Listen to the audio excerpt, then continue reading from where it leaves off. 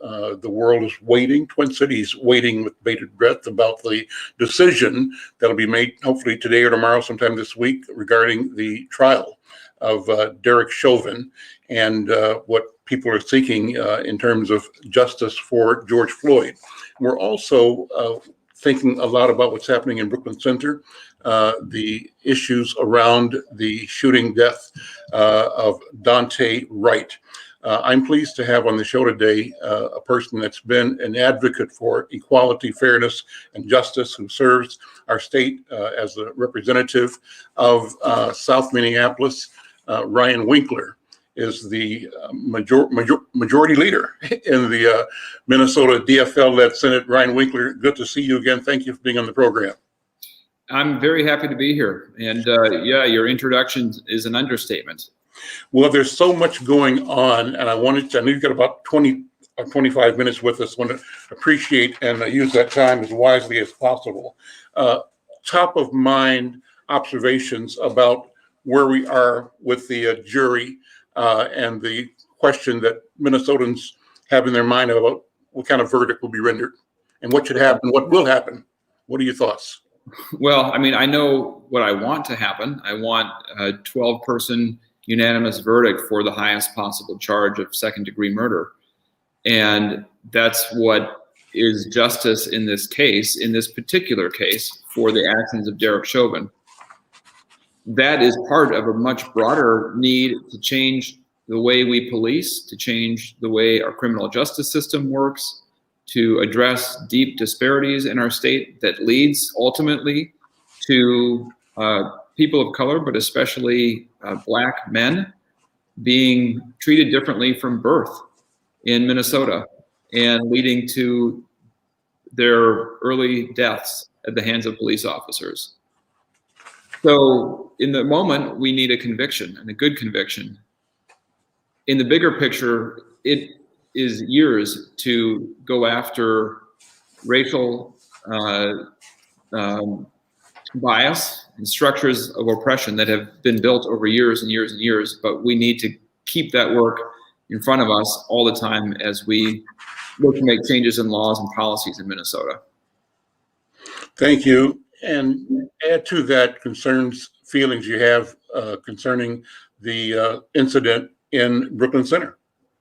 I mean, it's really just crazy that these two things could happen on top of each other, the trial and an incident that illustrates the point.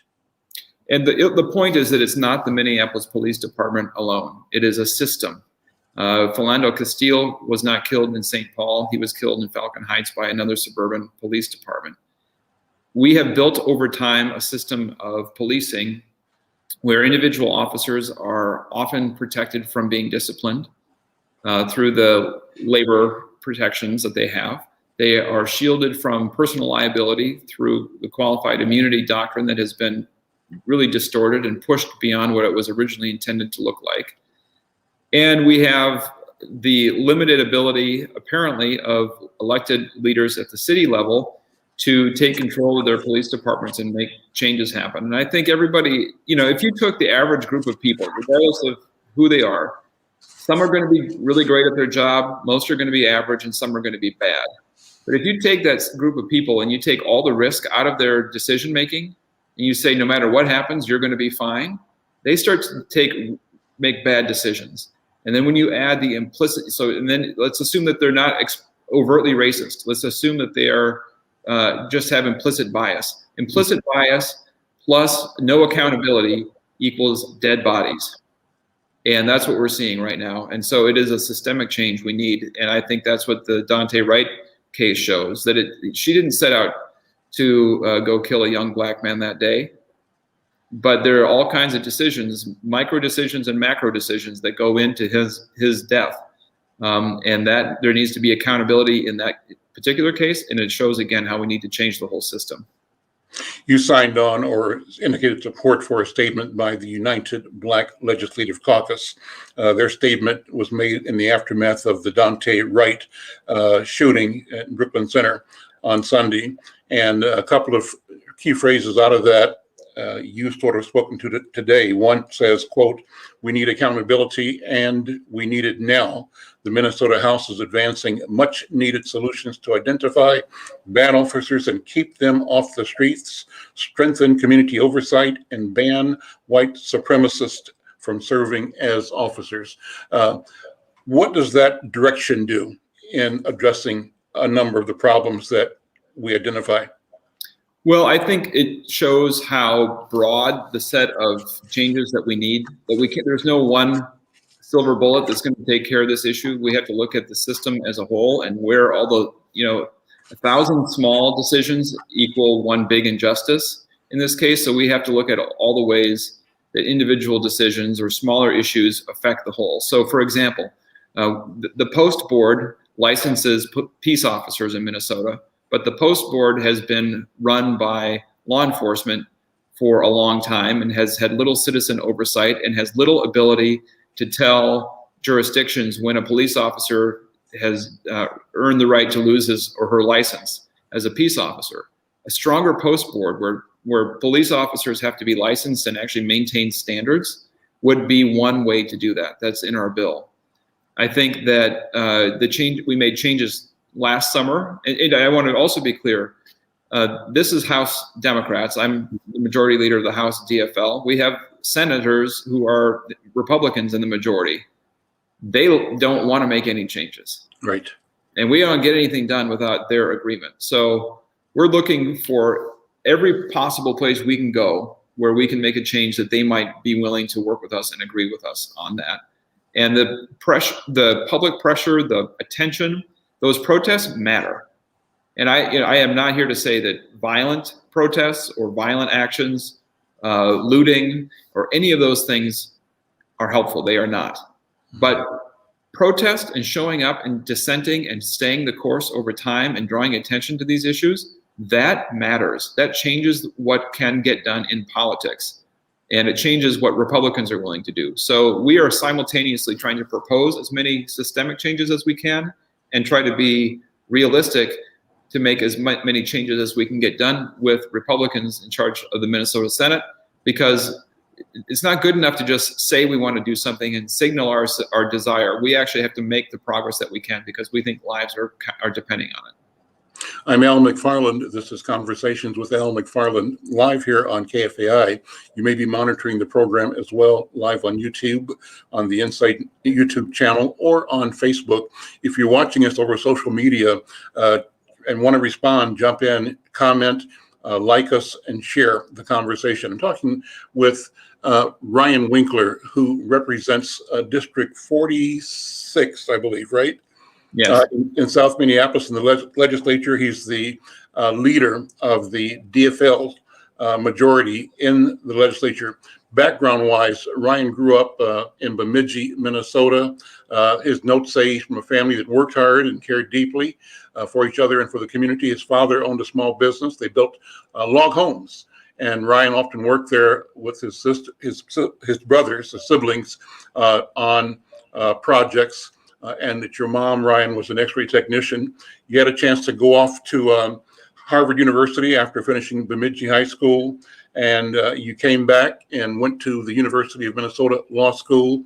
2006, you ran for and won a seat in the Minnesota House of Representatives, representing Golden Valley, St. Louis Park, and Plymouth. And you've been identified yourself or distinguished yourself as a champion for workers' rights, working with labor, the faith community, nonprofits, and leading the efforts to raise the minimum wage for the first time in 8 years. And so there's more and more. Thank you so much for your service and for being here. I want to just run several ideas that you can respond to in the time we have left. One, I saw a statement that you tweeted saying we should try to work on eliminating predatory financial crimes against poor people, Black people. What did you mean by that? I'm thinking of payday loans. I'm thinking of insurance scams. I'm thinking of builder scams. I'm thinking of the way that landlords have a lot of power to evict people, and then people never have a chance to get those evictions cleared from their record.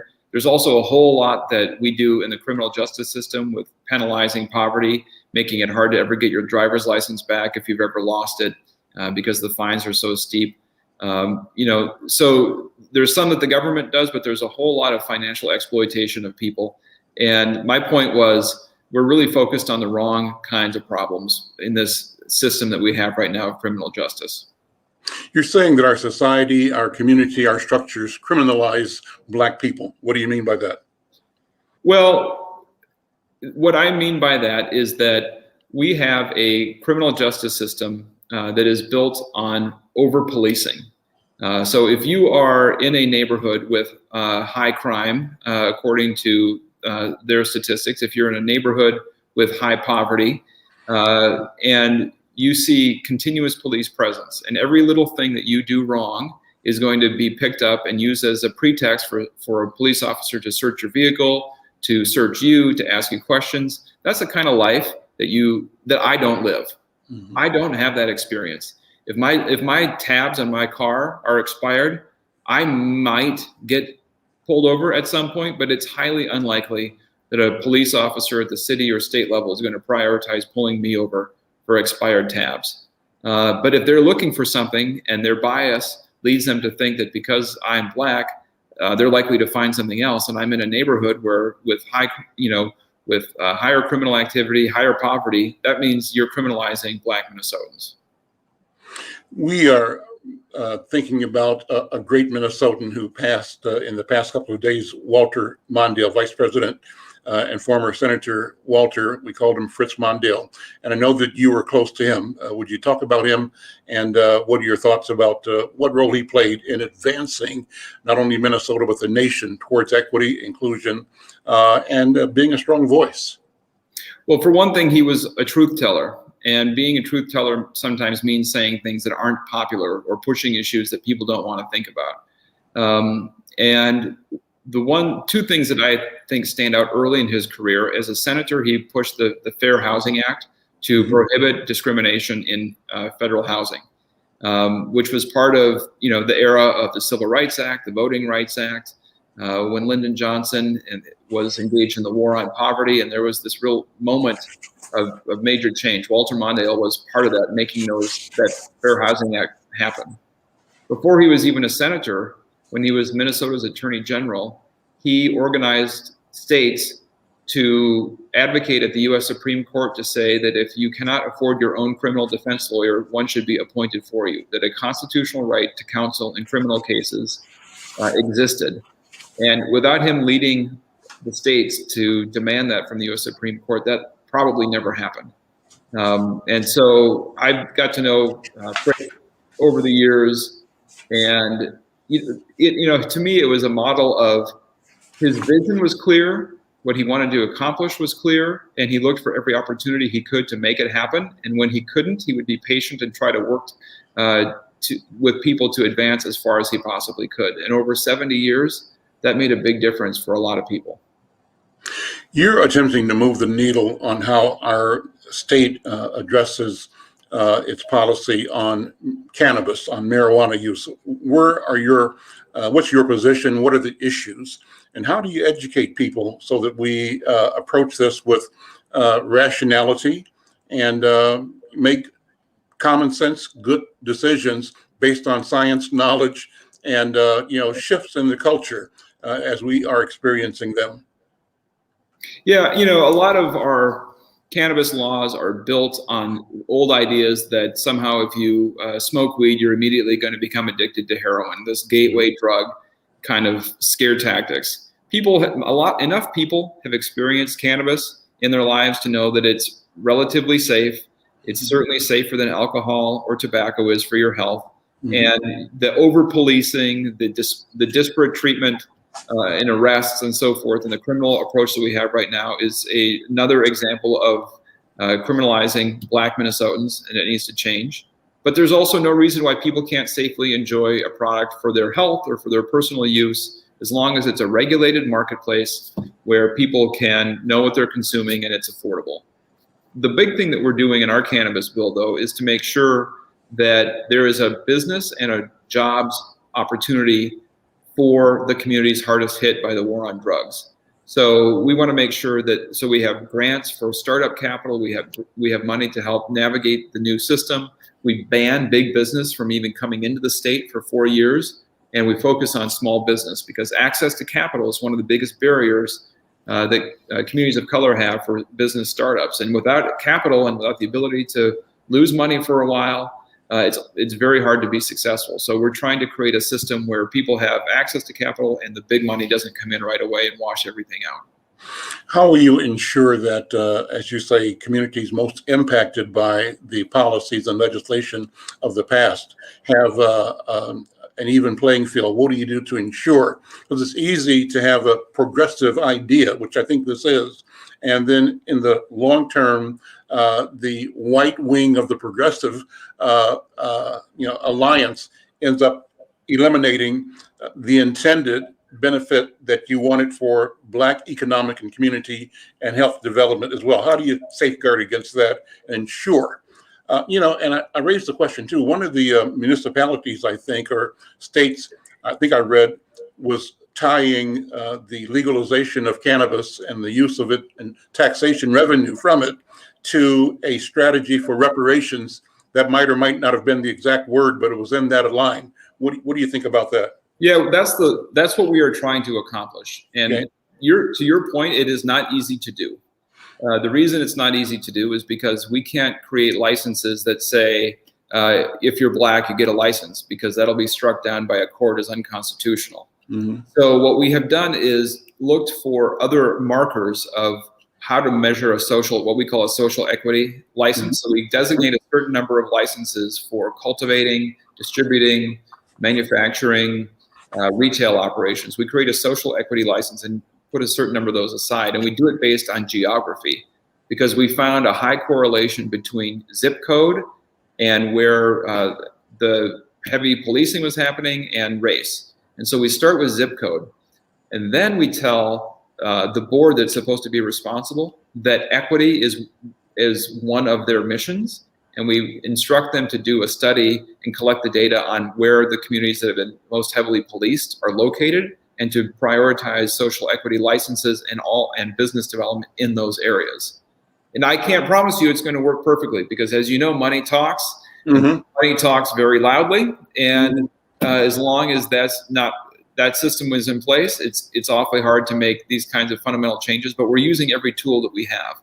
I also mentioned grants, and so not only are we creating business opportunity grants, but we're also just saying a certain amount of the money that comes in from cannabis is going to be put into the communities, Black communities, in Minnesota, the communities hardest hit by the war on drugs. That group of communities are going to get direct grants from cannabis revenue for things like after-school programs or whatever the local community decides it wants. So we're using every tool we have to make this happen.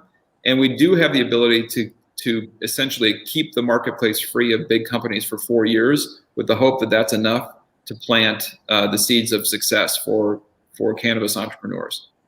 Part of the issue then is dealing with people who have been incarcerated or jailed, have records now because of marijuana use or possession or sales. What do you do in the arena of expungement or addressing those life-limiting cases that they're wearing now? What do you do about that? So we automatically expunge every cannabis conviction and record by law, so that the person has to do nothing. It will just be wiped out of the record and essentially buried if it's a petty misdemeanor, or gross misdemeanor. Okay. If it's a felony level, we create a cannabis expungement board who is, again, you don't have to make an application if you have a felony on your record. The board will look at every case and decide whether or not they can reduce the cannabis or eliminate the cannabis charge. Because sometimes if it's a felony, there might also be a weapons charge, or there might be other crime of violence, or financial crimes, you name it. So on the felony level, they're going to look at each situation individually. But again, you don't have to go hire a lawyer. If you have a felony from 10 years ago, you're working hard, you're trying to get housing, you're trying to be a productive member of society, you don't have to go and hire a lawyer and make an application to get that record expunged. They will do it automatically if the criteria are met. Well, great. Listen, so the final question is, what's the timetable? This has been on the table for discussion for at least almost 10 years, I think. And it seems that the environment is less hostile towards the idea of change, and more people are adopting the attitude that this is a discussion that it's time to do. And the more that come that way, it seems to me, the more momentum there is for actually moving towards enacting reform in cannabis in our state. Where do you see us now, and what's the timetable you're working with to have success in this arena? Well, we plan to, so the bill is going through, 15 or 16 legislative House committees this year. It touches so many different areas, and we plan to pass it in the Minnesota House. I don't know if we can get Republicans in the Senate to go along. They've been pretty staunchly against it, but every advance we make is a step closer to final passage, and we'll, you never know at the legislature what is possible until you get to the final hour. So we'll be pushing this.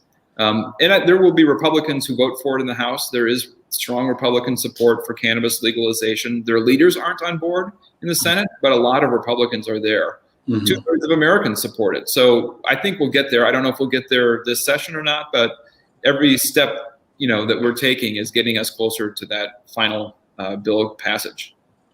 Listen, thank you for taking time to visit with me today. You're welcome to come back anytime. I'd love to. I'd like the conversation. I'm enjoying the conversation. I'm learning and always willing to engage, and I appreciate your directness in your response. Representative Ryan Winkler, DFL District 46A, he's the majority leader for the Democratic Party in the Minnesota House of Representatives. Representative, thank you so much. Thank you, Al. Okay, take care. I'm Al McFarlane. This is Conversations with Al McFarlane. We'll do a music break right now. I think Kelvin has some video queued up, music queued up, and after that we'll come back with more Conversations with Al McFarlane. See ya.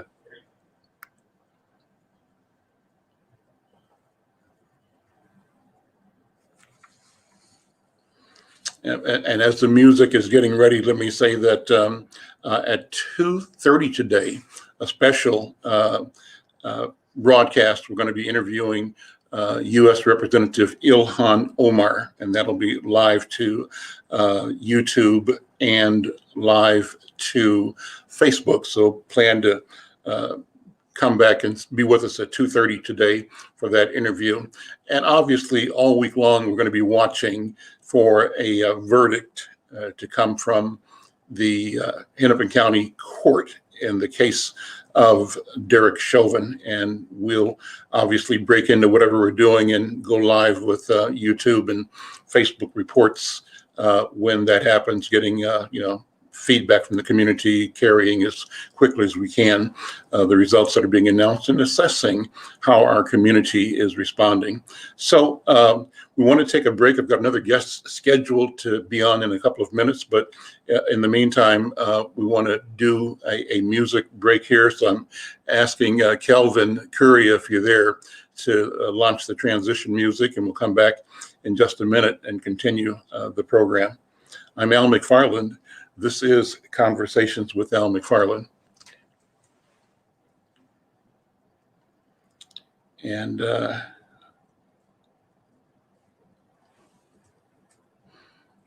so we're not getting the transition, I think, right.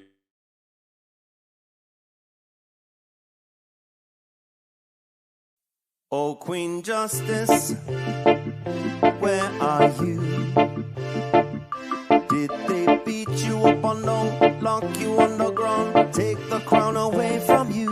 Oh, Lady Liberty, red, white, and blue. Did they take your dignity with your bigotry? Teach you that you're born to lose. Free or guilty, it's gonna get filthy. Better believe, roll up your sleeves. It's gonna get rough, it's gonna be tough. We all agree, we've had enough. We've had enough of all the rules you break. We've had enough of all the money you make. We've had enough. No more life at stake. We've had enough. This is a proclamation. It's been 400 years and we're 400 late. Together we stand from state to state. Going back in time won't make America great. We need justice people one way. Action, no more distraction. Every step we take, we gain traction. If it can happen to one, it can happen to all. United we stand, divided we fall. Free or guilty, it's gonna get filthy. Better believe, roll up your sleeves. It's gonna get rough, it's gonna be tough. We all agree, we've had enough. We've had enough of all the rules you were breaking. We had enough of all the money you were making. We had enough. No more life gets taken. We had enough. This is a proclamation. Free or guilty, it's gonna get filthy. You better believe, just roll up your sleeves. It's gonna get rough, it's gonna be tough. We all agree, we've had enough. We've had enough of all the rules you're breaking. We've had enough. All the money you're making. We've had enough. No more life gets taken. We've had enough. This is the proclamation. We've had enough. Trayvon Martin and Tommy Rice. We've had enough. Michael Brown and Eric gonna pay the price. We've had enough. Philando, Breonna, George Floyd. What? We've had enough. So many gone. How can we fill the void? How can we fill? We had enough. John Crawford, I know you've heard. We've had enough. Sandra Bland, come on and take a stand. We've had enough. Sean Bell, what the hell? We've had enough. Freddie Gray, did you hear what I said? We've had enough. This is a proclamation.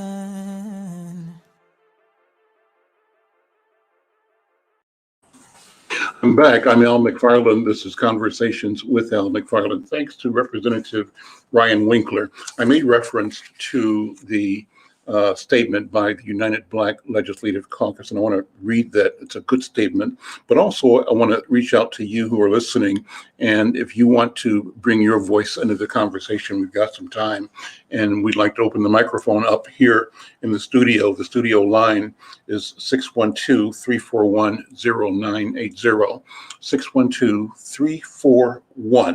612-341-0980. Call and we can get you on the air. If you are tuning in on YouTube or Facebook, comment in the comment section. Kelvin is watching and monitoring, and we can put your question or your comment on the screen and read it for the radio, but we'd like to use this time to engage. We're waiting for another guest to arrive as well. I'm Al McFarlane. This is Conversations with Al McFarlane. I mentioned with Representative Winkler that he had supported the statement from the United Black Legislative Caucus. Let me share that statement. It's a good statement. The United Black Legislative Caucus issued the following statement after the death of Dante Wright at the hands of a Brooklyn Center police officer on Sunday. Open quote, "Our community has been forced to withstand unthinkable trauma over the past year, and we're angry that another young Black man has been taken from us by law enforcement. This is unacceptable, and the constant cycle of police officers killing Black Minnesotans must end. The outcome Dante Wright faced is an outcome we, as Black parents, grandparents, siblings, and other family members constantly worry about for our loved ones and ourselves. This should not be the norm. It cannot be the norm. And as lawmakers, it's all of our responsibility to do whatever we can to ensure that it no longer is the norm. We need accountability, and we need it now. The Minnesota House is advancing much needed solutions to identify bad officers and keep them off the streets, strengthen community oversight, and ban white supremacists from serving as officers. Dante Wright should still be with us. His family deserves justice, and our community deserves changes to our laws that will ensure officers can be held accountable and trust can be built within our communities and those charged to protect and serve." Every Minnesotan deserves to be treated with the same basic human rights of dignity, fairness, and respect. And too often, law enforcement is failing to meet that expectation. The United Black Legislative Caucus is demanding Republicans in the legislature, the Minnesota Chiefs of Police Association, the Minnesota Police and Peace Officers Association, and the Minnesota Sheriff's Association get on board and support legislation to help build trust, create transparency, and hold officers accountable. A statement by the United Black Legislative Coalition and that group, United Black Legislative Caucus. That group includes Representative Rena Moran from St. Paul, Representative Ruth Richardson, who is of Mendota Heights, North Side Senator, Downtown Senator Bobby Joe Champion, Representative Mohammed Noor, Representative Hodan Hassan, and Senator Omar Fattah of Minneapolis, and Representative Esther Agbaje of Minneapolis. And finally, two others, Representative Cedric Frazier of New Hope, Representative Athena Hollins, St. Paul, one more, Representative John Thompson, DFL, all DFL of St. Paul. So we thank them for making that statement. I'm going to be joined now by a friend and colleague, a young leader. I asked him to jump on the program today to talk about some important national legislation, and that legislation is in the president's bill to fix America.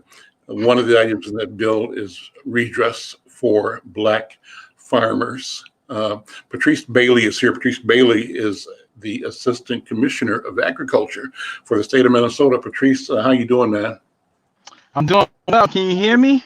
I hear you well. I don't have video of you. Are you on your smartphone or at your desk, or you can turn video on if you want to? There you go. Okay, now I see you. How you doing, man? I'm doing great. I'm just so glad to be on.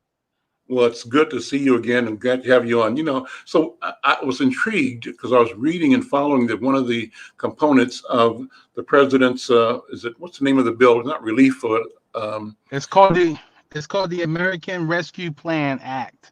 The Rescue Plan. One of the elements of that is addressing the history of disenfranchisement and abuse of Black farmers.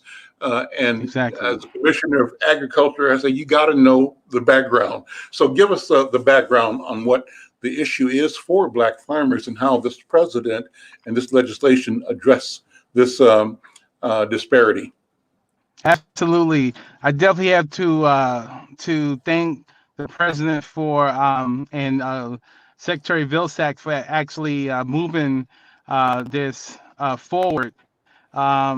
So the American Rescue Plan Act, one of the things that it does is it strengthens the supply line and chain, which in this bill, it provides $4 billion to respond to COVID-19 disruptions in the food supply chain, and makes long-term investments in the food supply for the future.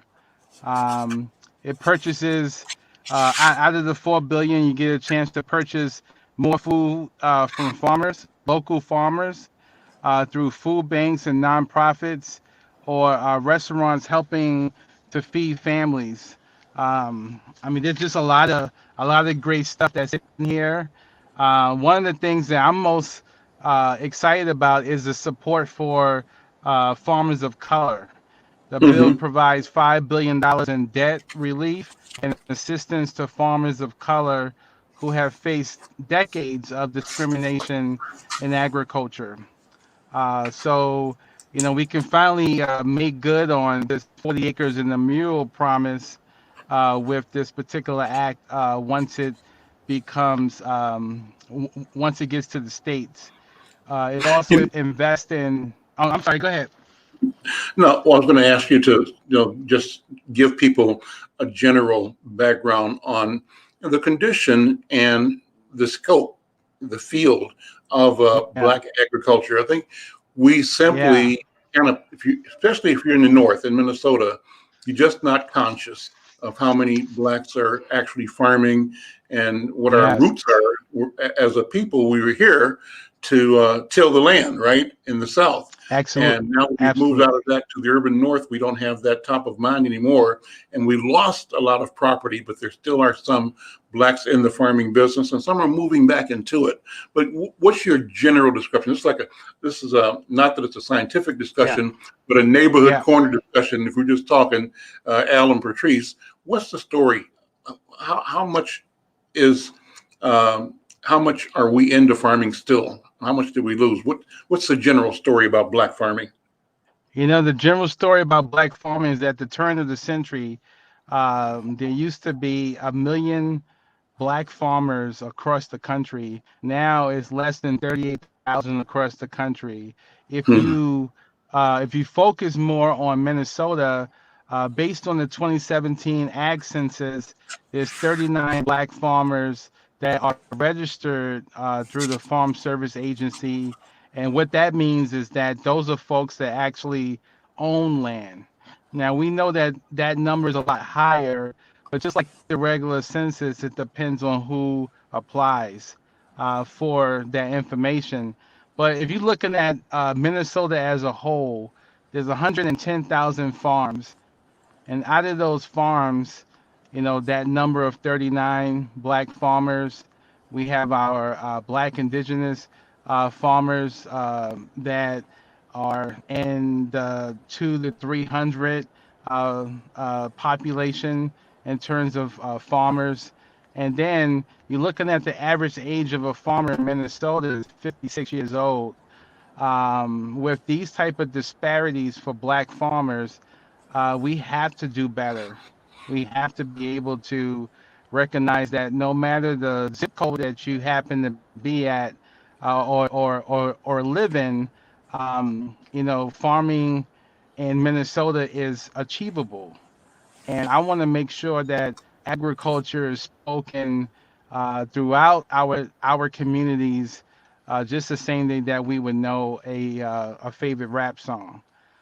So so that's really where the disparity is, and really where the problem is the fact that um, you know, many of our barriers that prevent us from being in the agricultural landscape happen to do with being seen. It happens to do with credit. Hmm. School loans also prevent you from getting land, and you know, there's a whole host of other barriers. But what we're doing at the MDA is actually knocking down a lot of those barriers through the Emerging Farmer Task Force that we have that we created last May. So you know, that's definitely getting some traction, and I'm just pleased to say that, you know, we're actually on the right path of this. Do these words go together? Urban farming. Yes, Talk about yes. that, because With my if thing, Brother Patrice, is how do we create in our imagination, this perception absolutely, that it's doable, possible, appropriate, and that farming is something that we have a history with and have a sort of an innate capability. We simply need to that's right. reconnect, ourselves to it, and that's to our own family's benefit, but ultimately is to the benefit of the entire society. What do you think? Abs- Absolutely. Urban farming is something that is on the rise. We don't talk about it as a community or even a nation enough, but in Minnesota, urban agriculture is much alive. If you're looking at ways in which people are actually getting in to agriculture, um, Melvin Giles, that who is a master gardener in St. Paul, in the Hmm. Rondo area, is very much tapped into urban agriculture in terms of being able to use the gardens in front of your homes as a way of growing vegetables and fruits right where the community can actually touch and actually take it home. And so we need to promote more urban agriculture, and over at the MDA we have a ton of grants specifically for urban agriculture. Hmm. And I just implore more of us, more people to be able to give us a call at MDA, so you can know more about the grants and the loans, and also the different opportunities that we have specifically for BIPOC farmers to grow that population. I was just talking with State Representative Ryan Winkler, who's the DFL Yes, leader in St. yes, Paul in the House. One of the things he talked about was marijuana, cannabis production. How does yes. the state look at that as one of the opportunities for potential growth and engagement? And what he talked about is that the framers of the discussion and the legislation that's making its way through half a dozen committees in the House, and that appears to be something supported by the House, Hmm. and that may not find support yet at the Senate, but in time.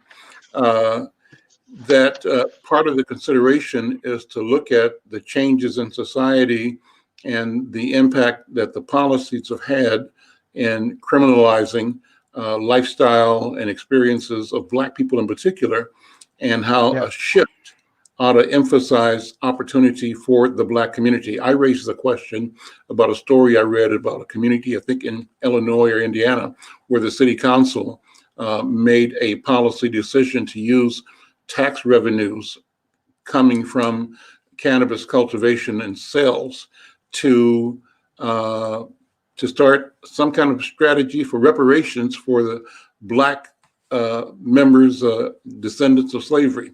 So I don't know if Yes. that discussion is coming up in the state yet in your area, but as a farm Yes. consideration, what do you think about that? Well, as a farm consideration, you're starting to see a lot more Black people, Black farmers getting into hemp, whether they're doing it for the CBD oil or whether they're using hemp as a rotational crop, and using as also as a fabric for making clothes. You're starting to see a lot more of us getting into that particular crop. Angela Dawson from the 40 acre co-op up in Pine County, Mhm. she is very much into. She has 140 acres of land where she's going to grow hemp. So hemp is definitely on the rise, and you can either have a plan through or license through MDA, but you can also have your plan with MDA, or you can use go through the federal government for your hemp plan. But that's definitely something that is on the rise right now. So my colleague Whitney Place is in charge of the hemp program here in Minnesota. But basically for farmers of color, that's a great option, if you wanted to be able to um, so if you wanted to just have variety within your portfolio Mhm. of Let's talk farming. about So your own story. I like telling people, and I was just so impressed, number one, that your training was in agriculture, I believe you told me before we yeah, talked, but that you are yes, now an assistant commissioner. And I think it's always worth telling Patrice Bailey's story. So I want to take a few minutes, yes, Patrice, to talk about how you yes, have come to have both the interest and explore the opportunity to work in the field of agriculture. yes. My story began back in Harlem. 5 blocks from the Apollo is where I grew up in Harlem, and it was a conversation during my senior year of high school that my mom and I had talked about what are you going to do prior to graduation, and I wanted to be a lawyer. And she said, well, there's too many lawyers. You need to find a profession where you could feed yourself in any part of the world you may find yourself. And of course, negatively, I said, what is that? And she said, agriculture. I said, Hmm. agriculture, Mom, you don't see any land on 125th Street. So I went down to Prairie View A&M University in Texas, and I studied agriculture, started to like it, and started to really see that it was more than just farming. It was big business, and there was ways in which we can to get into that particular field. If you fast forward to where I am today, within Minnesota agriculture, I'm the first assistant commissioner since 1921 of color. Mm. And so we talking about a century it took to actually bring me on. And so I'm always looking through the lens of trying to make sure that our kids, can actually be what they see. And so when I go into the school system, I'm always talking to kids about that stereotype of what agriculture is, but what they actually what it was in the past. And so I'm just grateful to actually be at the department because it actually is a way to start breaking down some of these equity walls that we have. But it's just it's a new thing every day to be able to make sure our people know where the food comes from. Let me ask, are you first generation, or is your lineage several generations from down south? What's your family line? Yeah, several generations from down south. Our lineage goes down to Henderson and to Greensboro, North Carolina, all the way up to Camden, New Jersey, and then over to New York. And so that's where our generations have stemmed from, and it's all throughout agriculture down in the tobacco state. Have you done any work on your genealogy to discover your family's roots before coming to the New World? Do you know? That's a great question. I have not, but I would love to find out where the journey started and where where it has been going these many years. I think that's important. I've been just following my own personal genealogy and DNA and meeting people from around the country and around the world who I Wow. connect with, who are first, second, and third, and distant cousins.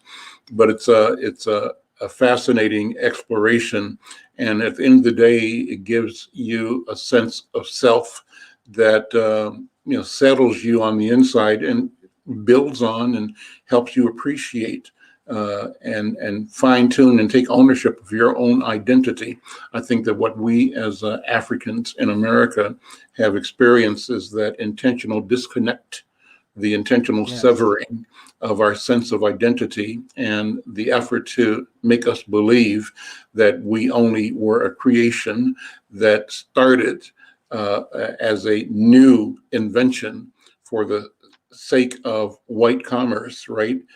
And under the yoke of slavery.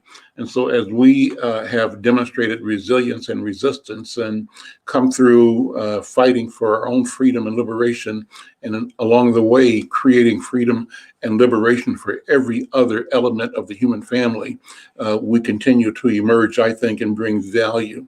And I think we're at a point now because of a combination of technology and clarity, people less willing to believe the hype and more willing to ask themselves tough questions and to believe ourselves, to believe themselves, Yes. and less fearful and more capable of speaking our truth to ourselves, to our families, and to the world. So I think we're in a good place, even though it looks tough with the George Floyd situation and the brother Dante Wright situation that's happening all over the country still. Yeah. Despite that, I think we're in a good place because change is afoot. That's what I think. How are you processing both this social upheaval personally and even the complications created by the COVID-19? That's a big stretch, I know, but and we hadn't rehearsed Yeah, this. yeah. But I'm just kicking it with you. What are your thoughts? What are Of your feelings? course. Of course, just with COVID, it's been really hard, and just 3 weeks ago, I lost my mom through COVID in New York. So Oh, I'm so sorry to hear that that, man. legacy. Oh, Oh, thank you. Yeah, yeah. that legacy continues. So telling her story is also my story at the same time. But I think that aside from doing a lot of the remote work that we've been doing, it's definitely allowed me to actually think outside the box in terms of ways in which I can reach people where they are, and it's definitely been really um, invigorating in that particular sense. In regards to George Floyd and Dante Wright, it makes me angry. It makes me angry because we have two, for our children, we have to give our children two different instructions when they're out and about, either with their friends or driving by themselves or driving while black, um, where we're constantly having to either worry or having the societal anxiety when a police car happens to come up behind you and try to read your plate to see if you have any felonies or warrants. Words, yeah. So it's definitely polarizing in that way, but it's nothing new that we haven't seen before. Yeah. So my question is, when is it going to end? Mhm. That's the question I keep asking myself, because I don't want to go to a yet another funeral or see another young man or young sister die needlessly, for some expired tabs or things in the window. I mean, life is so precious right now. It's so important that we live our life, and self-care comes first. Mhm. But we also have to protect our generation of kids. Our kids are dying at a Yeah. faster rate, Yep. and COVID has allowed non-engagement for kids to be more reliant on technology more than ever. Mhm. And it's created another dynamic of mental slavery, if you will, because they can't do anything else. Um, and so I'm hoping that things start to open up a little bit where we can have more engagement and see more people. I'm just looking forward to that part. Thanks to Susan for her comment saying, great conversation, Patrice. Listen, we're out of time. It goes so quickly, but I want to thank you so Yes. much. And what I want to promise is that you and I will continue this conversation, because I think I would like to have you and the commissioner both Yes. come on the show talking about the expanse of your portfolio. You've got amazing responsibilities for the Yeah. state of Minnesota. It's a Yes. huge area of responsibility, and the beautiful thing is that you all are willing and able to come and articulate, the elements, explain them to people that probably in the past either hadn't paid attention or hadn't been Mhm. invited, right?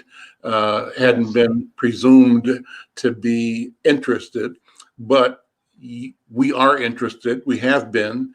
There just Yep. hasn't been an invitation, and in fact, there's been a resistance. But now, under the leadership of you and the commissioner, I think it's a new day, and Yes. I'm pleased that you're there. So, but Oh, in the thank you. meantime, as we get ready to close, let people know how they can reach the department if they have questions Yes. about agriculture in Minnesota. Yes. If you have any questions, you can definitely reach me at 651-238-4523, or you can email me at Patrice .Bailey, Bailey, at state.mn.us.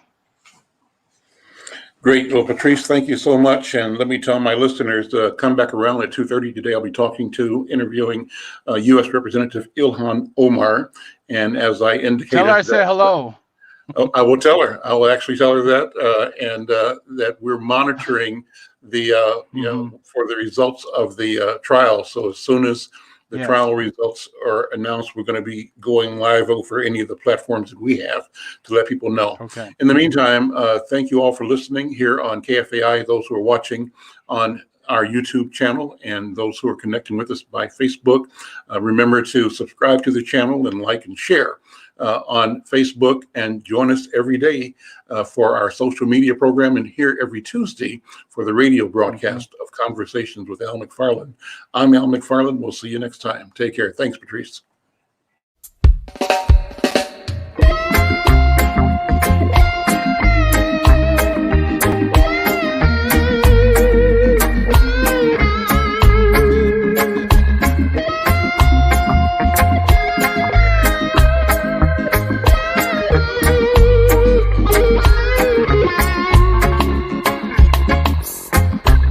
Morning draws near, I rise and say my prayer. Little piece of bread to my mouth, little tea to wash it out. It's my daily tribulation, even though I'm a working man. I work so hard to make ends meet, soldier, with one suit and one shoe to my feet. Days are getting so hard, yeah, but I got to keep on pushing on this 9 to 5, working to stay alive.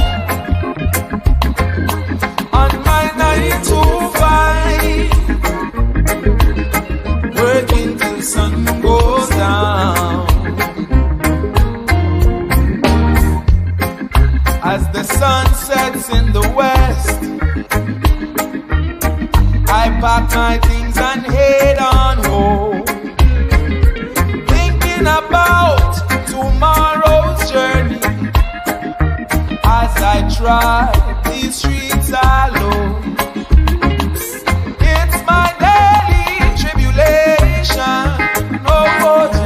Searching for liberation, yeah. Got to step out of Babylon, take a step to Mount Zion. Days are getting so hard, yeah, but I got to keep on pushing on this 9 to 5, working to stay alive. Oh, on this 9 to 5, yeah, working till sun goes down, sun goes down.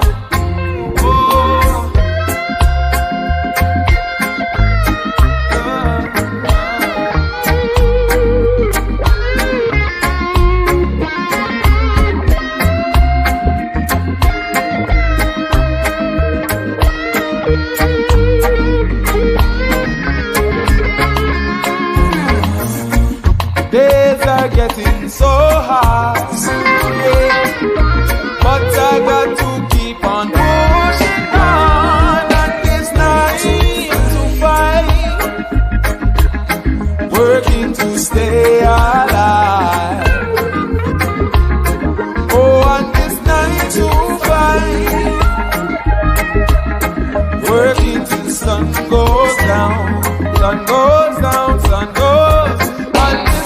To 5, yeah, working to stay alive. Oh, on this 9 to 5, yeah, working till the sun goes down. Oh Lord.